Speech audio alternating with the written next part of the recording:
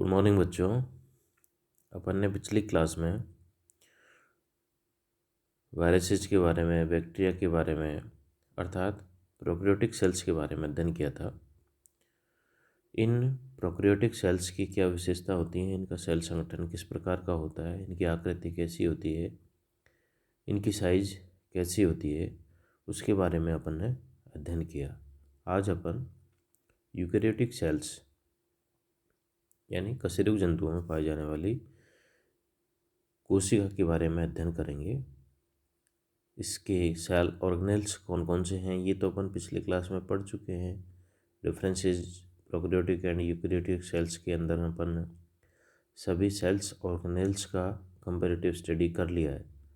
आज अपन इसकी संरचना कैसी होती है एक सिंपल एनिमल सेल की, उसके बारे में अध्ययन करेंगे।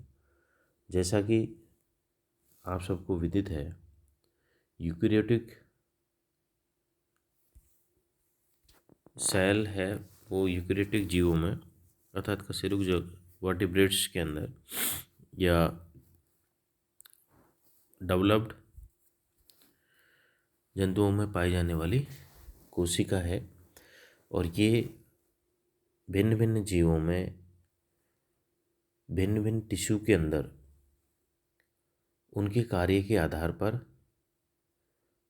आकार और आकृति में विविधित होती है और संरचना तो लगभग समान होती है, लेकिन उस सेल्स में पाए जाने वाले स्पेसिफिक सेल ऑर्गेनेल्स की संख्या उसके कार्य के आधार पर थोड़ी परिवर्तित होती है। इस कोशिका में अपन सबसे पहले जैसे बाहरी आउटर सरफेस की बात करें, सबसे आउटर सरफेस पर आपको माइक्रोविलाई लाइक स्ट्रक्चर दिखाई दे रही है, फ्लैजिलम दिखाई दे रही है, रूटलेट दिखाई दे रही है। ये फ्लैजिलम वैसे तो मूवमेंट के लिए कार्य करती है।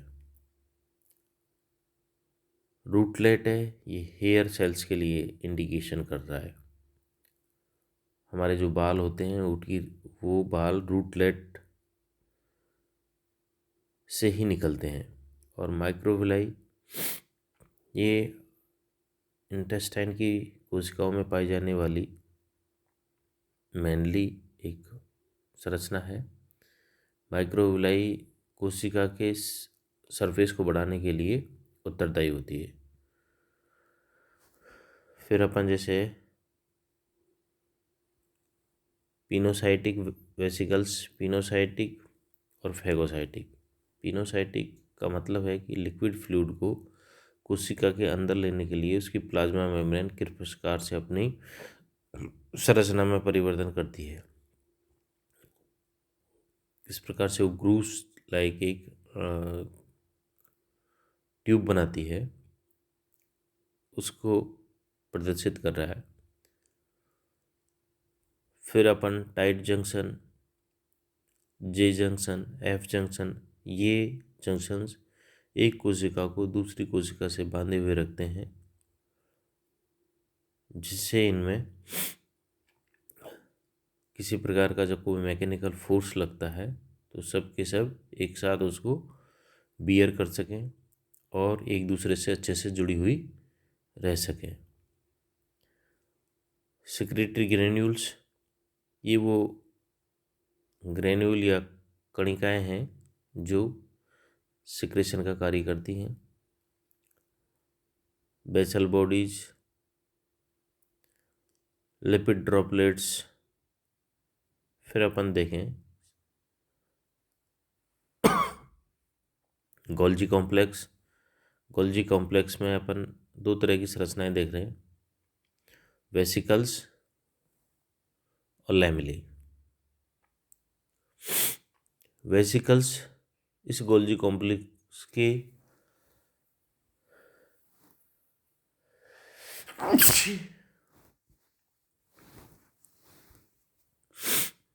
वो पाउचेज होते हैं जो अपना सिक्रेशन इकट्ठे रखते हैं और सॉरी एक राउंड ओवल लाइक स्ट्रक्चर बनाए हुए रखते हैं, और जबकि लैमेली एक ट्यूब लाइक स्ट्रक्चर होती है, बड़ी होती है। फिर अपन माइटोकॉन्ड्रिया को देख रहे हैं। माइटोकॉन्ड्रिया की स्पष्ट संरचना है और सेल ऑक्सीडेशन के लिए ये रिस्पॉन्सिबल होता है। लाइसोसोम देख रहे हैं, ये लाइटिक एंजाइम्स अपने आप में संग्रहित रखते हैं, और जहाँ भी फैगोसाइटिक क्रिया, पिनोसाइटिक नहीं, फैगोसाइटिक क्रिया का जहाँ भी जरूरत पड़ती है कोशिका को, वहाँ ये अपना रोल अदा करती हैं। Centrioles mainly in plant cells में पाई जाती हैं। और फिर आप देख रहे हो इंटरमीडिएट जंक्शंस। इंटरमीडिएट जंक्शंस एक कोशिका की दूसरी कोशिका को मध्य में पाए जाने वाले जंक्शंस, दोनों की प्लाज्मा मेम्ब्रेन के अंदर। फिर न्यूक्लियस, न्यूक्लियर एनवेलप, और न्यूक्लियर एनवेलप में पाए जाने वाले पोर्स, उसके बारे में आप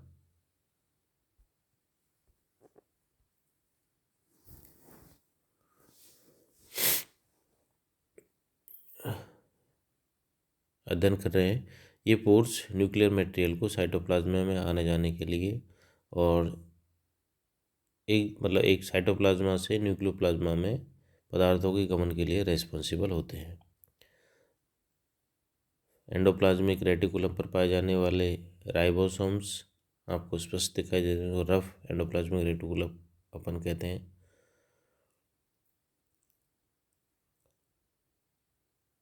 ये प्रोटीन सिंथेसिस का कार्य करते हैं। फिर डेस्मोसोम्स आप देख रहे हो, वैक्यूल्स पाई जाती हैं, रिक्तिका, ये मेनली प्लांट सेल्स में पाई जाती हैं, और अवशिष्ट पदार्थ के संग्रहण के लिए उत्तरदायी होती हैं। अब अपन आकृति के बारे में पढ़ेंगे।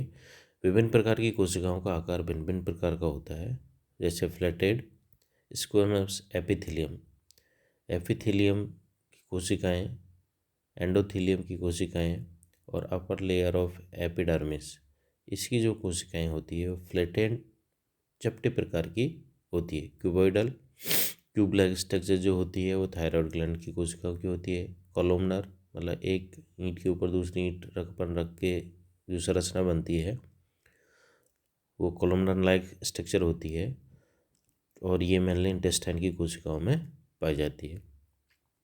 डिस्कोइडल, ये erythrocytes, erythrocyte is red blood cells को इरिथ्रोसाइट्स कहते हैं।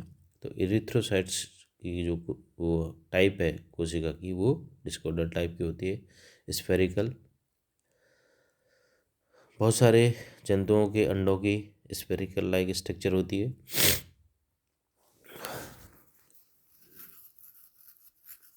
Spindle shaped, smooth muscles fibres की स्पिंडल शेप होती है, लंबे धागे नुमा तंतुनुमा संरचना spindle shape. Elongated nerve cell, लंबी कोशिकाएं। ब्रांच्ड टाइप की कोशिकाएं, मतलब एक कोशिका से ऐसा लगता है उसकी माइक्रोविलाई इतने ज़्यादा फैले हुए रहते हैं, या कहें अपन उसकी प्लाज्मा मेम्ब्रेन इस प्रकार से उस कोशिका को कवर्ड रखती है, इसमें से कई ब्रांच लाइक स्ट्रक्चर दिखाई देती हैं। वो है pigment cell of the skin, जो हमारी कोशिका की वर्णक कोशिकाएं हैं उनकी जो संरचना होती है वो ब्रांच टाइप की होती है। कोशिका की आकृति को अपन देखेंगे। ये जो बाह्य कारक होते हैं, अभी जो संरचना देखी, इसमें आउटर फैक्टर्स का बहुत बड़ा रोल है।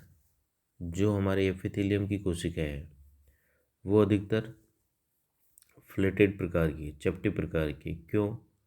क्योंकि एक निश्चित संरचना देने के लिए, यदि ओवल प्रकार की होती तो हमारी स्किन के ऊपर उभार होते, रफ स्किन होती, उबड़ खाबड़ होती। तो एक निश्चित शेप देने के लिए और बाहरी जो फोर्स बॉडी पर लगता है उसको एक साथ सहन करने के लिए, यदि उबड़ खाबड़ होती तो अपर जो लेयर होती है उसको तो ज़्यादा फोर्स सहन करना पड़ता है, और जो नीचे डाउन साइड में होती है उनको तो फोर्स ही नहीं लगता। तो नेचर ने हमारी बॉडी को इस प्रकार से बनाया है कि कोशिकाएं अपने आप को अधिक से अधिक जीवित रख सके और अपने फंक्शंस को वो निश्चित क्रिया के दौरान कर सके। कोशिका की आकृति को बाह्य कारक, सरफेस टेंशन और प्रेशर ये सब प्रभावित करते हैं तथा कोशिका के अंदर होने वाली क्रियाएं आंतरिक कारक के रूप में कार्य करती हैं, जिसके कारण ही कोशिकाएं भिन्न भिन्न प्रकार की होती हैं। अब अपन कोशिका की साइज के बारे में पढ़ेंगे। विभिन्न कोशिकाओं के आकार में विविधता होती है। बिल्कुल, हर जीव में उसके प्रत्येक ऑर्गन में पाई जाने वाली कोशिका की संरचना भी अलग अलग होती है। जीवों की तो होती है, लेकिन एक जीव के अंदर पाए जाने वाले सेल ऑर्गेनेल्स की संरचना भी और साइज भी अलग अलग होती है। विभिन्न प्रकार के आकार में विविधता पाई जाती है। प्लूरोनिमोनिया के समान वायरस माइकोप्लाज्मा गैलीसेप्टिकम अभी तक ज्ञात सूक्ष्मतम कोशिका है, जिसका व्यास 0.01 माइक्रोमीटर से 0.1 माइक्रोमीटर तक होता है। सामान्यतः कोशिका का आकार 0.2 माइक्रोमीटर से 5 माइक्रोमीटर तक होता है। सबसे जो लॉन्गेस्ट सेल होती हैं वो तंत्रिका कोशिकाएं होती हैं, ठीक है। और ऑस्टिच के अंडा सामान्यतः 6 सेंटीमीटर के तथा मुर्गी के अंडे 4.5 सेंटीमीटर तक के होते हैं।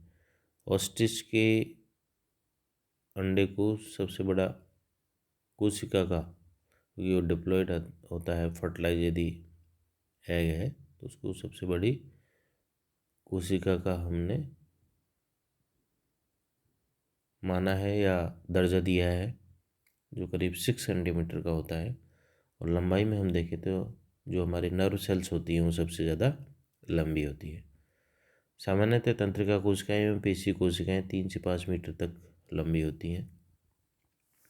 अब अपन सेल्स को 3 भागों में डिवाइड करेंगे मेनली।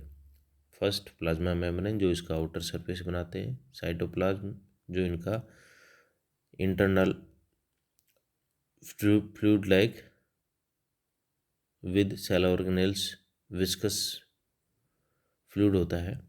और न्यूक्लियस, क्योंकि न्यूक्लियस सबसे इम्पोर्टेंट है। न्यूक्लियस नहीं है तो कोशिका रिप्रोड्यूस नहीं करेगी और अपने आप को बनाए नहीं रखेगी। साइटोप्लाज्म को 2 भागों में डिवाइड किया है, हाइलोप्लाज्म और ट्रोपोप्लाज्म।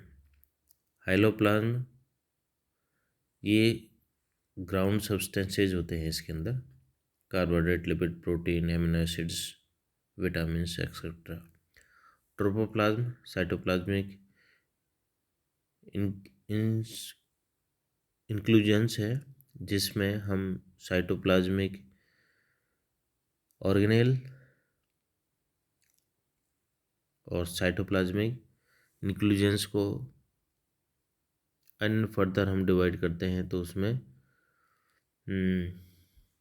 Endoplasmic reticulum, Golgi complex, lysosome, microsomes, centrosomes, plastid, cilia, vacuoles, crystals, ये इंक्लूजन्स में हम क्रिस्टल्स ये कार्बोहाइड्रेट प्रोटीन के ड्रॉपलेट लाइक स्ट्रक्चर जो भी लिपिड्स की होती हैं वो, और वैक्यूल्स मतलब ये डेड लाइक स्ट्रक्चर है, इनको हम साइटोप्लाज्मिक इंक्लूजन्स कहते हैं। और साइटोप्लाज्मिक ऑर्गेनेल्स तो आप जानते हो, जो सेल के अंदर पाए जाने वाले सारे सारे सेल ऑर्गेनेल्स या कोशिकांग हैं। न्यूक्लियस को फर्दर 2 भागों में अपन मेनली डिवाइड करते हैं, न्यूक्लियर मेम्ब्रेन और न्यूक्लियोप्लाज्म। न्यूक्लियोप्लाज्म में न्यूक्लियोलस होता है और न्यूक्लियर रेटिकुलम। न्यूक्लियर रेटिकुलम को भी हम 2 भागों में डिवाइड करते हैं, क्रोमोनिमेटा और क्रोमेटिन ग्रेन्यूल्स। ये क्रोमेटिन ग्रेन्यूल्स मतलब DNA RNA, क्रोमोनिमेटा वही जेनेटिक पदार्थ उस एनिमल का। और एक हम सिंपल इसका जो डिवाइडेशन कर सकते हैं वो डबल मेम्ब्रेन ऑर्गेनेल्स में और सिंगल मेम्ब्रेन ऑर्गेनेल्स में सेल का डिवाइड कर सकते हैं हम कि कोशिका में कौन कौन से सेल ऑर्गेनेल्स हैं जो कि दोहरे आवरण से आवृत रहते हैं और कौन कौन से ऐसे सेल ऑर्गेनेल्स हैं जो एकल आवरण से आवृत रहते हैं, और कुछ ऐसे सेल ऑर्गेनेल्स भी हैं जिन पर किसी प्रकार का कोई आवरण नहीं पाया जाता। आवरण मतलब प्लाज्मा मेम्ब्रेन का या कोशिका कला का आवरण। तो कोशिका कला का जो डबल लेयर होते हैं उनमें nucleus, endoplasmic reticulum, mitochondria, plastids में क्लोरोप्लास्ट, क्रोमोप्लास्ट दोनों आते हैं और ये में प्लांट सेल्स के अंदर ही पाए जाते हैं। और गोल्जी बॉडी, हमारे ऐसे 5 सेल ऑर्गेनेल्स हैं जो डबल मेम्ब्रेन द्वारा आवृत रहते हैं, जिसमें nucleus, endoplasmic reticulum, mitochondria, plastid और Golgi body. Single membrane organelles जो एकल कोशिका आवरण से आवृत रहते हैं, उसमें लाइसोसोम्स, पेरोक्सिसोम्स। ये पेरोक्सिसोम है, ये सेल मेटाबॉलिक एक्टिविटी में और हाइड्रोजन पेरोक्साइड की डिकम्पोजिशन में हाइड्रोजन पेरोक्साइड को जल और ऑक्सीजन में परिवर्तित करने का कार्य पेरोक्सिसोम्स का होता है। ग्लाइकोसिसोम्स ये ग्लाइकोसिलेट साइकिल कंप्लीट करते हैं, ऑक्सीडेटिव एंजाइम्स के पार्ट हैं ग्लाइकोसिसोम्स। तो लाइसोसोम्स, पेरोक्सिसोम्स, ग्लाइकोसिसोम्स ये सिंगल मेम्ब्रेन। सिंपल आप इसको यदि याद करने की ट्रिक के रूप में जानो तो एलपीजी लिक्विड पेट्रोलियम गैस, ये तो आप बचपन से सुनते आ रहे हो। तो यहाँ इसको लाइसोसोम, पेरोक्सिसोम और ग्लाइसोसोम उसके नाम से याद करेंगे। और पीएमजीईएन के नाम से आप इसको डबल मेम्ब्रेन सेलुलर ऑर्गेनेल्स को भी आप ट्रिक के रूप में याद कर सकते हैं। पी से मतलब प्लास्टिड, एम से मतलब माइटोकॉन्ड्रिया, जी से मतलब गोल्जी बॉडी, ईएन से मतलब एंडोप्लाज्मिक रेटिकुलम और न्यूक्लियस। नॉन मेम्ब्रेन्स ऑर्गेनेल्स वो ऑर्गेनेल्स जिन पे किसी प्रकार की कोई प्लाज्मा मेम्ब्रेन नहीं पाई जाती या किसी प्रकार से वो आवृत नहीं होते। उसमें सेंट्रियोल्स, राइबोसोम्स, सीलिया, फ्लैजिला और बेसल ग्रेन्यूल्स या बेसल बॉडीज, ये 5 प्रकार के हैं। ये कोशिकांग जो किसी प्रकार का कोई आवरण नहीं पाया जाता है।